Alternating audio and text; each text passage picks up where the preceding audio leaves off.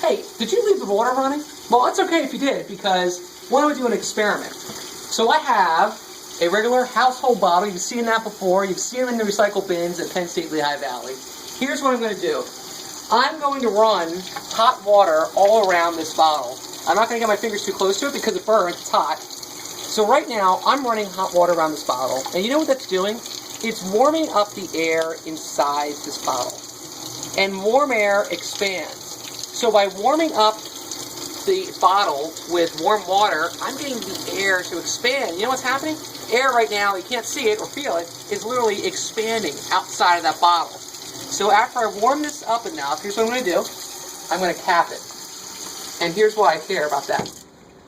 Air expanded outside this bottle. So now this bottle has lower air pressure, and already it's working. Look at this. This bottle did not have this little dent before I started. And this bottle now has lower air pressure in it.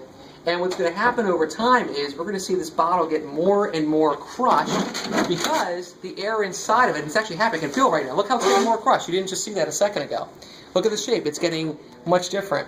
It's because there's less air inside and there's much more air around it. So you know what's happening? It's like that Indiana Jones movie where the walls are coming in. Or, as someone told me this semester, the Saw movie. Come with me here. Let me show you the Saw movie. It's pretty gory, I'm going to warn you.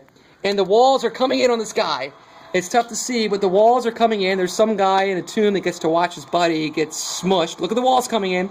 No matter what this guy does to push against those walls to stop them from coming, he doesn't have enough strength. He can't stop those walls from coming. He's trying. He's like the air inside this bottle. This air inside this bottle is trying to resist the weight of the air around it from pushing on the bottle to stop it from crushing, because this bottle doesn't want to crush, just like this guy doesn't want to crush. But uh-oh.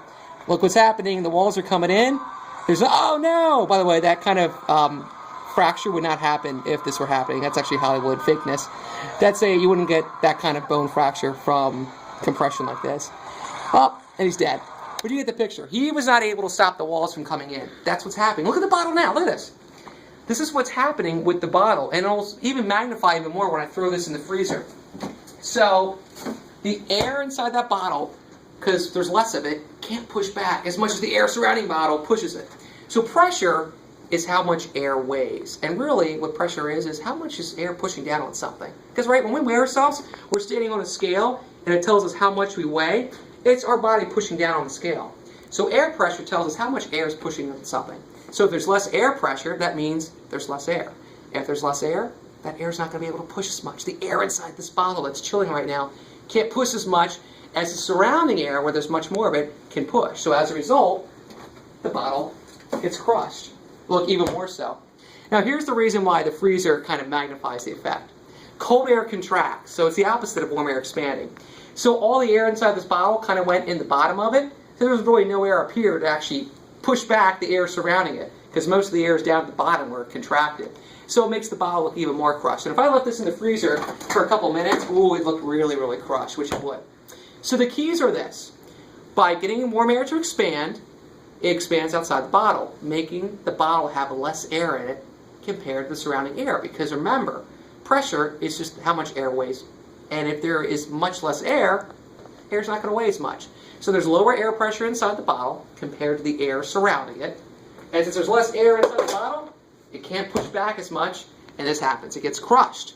But if I were to take the cap off, which I am, watch what's going to happen. It magically came back to shape. And here's the reason why.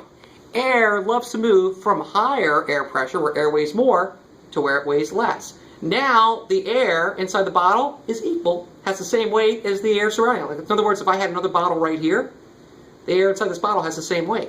So all of a sudden, when I went like that, we're no longer having lower air pressure. The air wasn't expanding outside the bottle. It rushed to where there's lower air pressure. So air always moves from high to low pressure. We talk about that in the next lab with the balloon.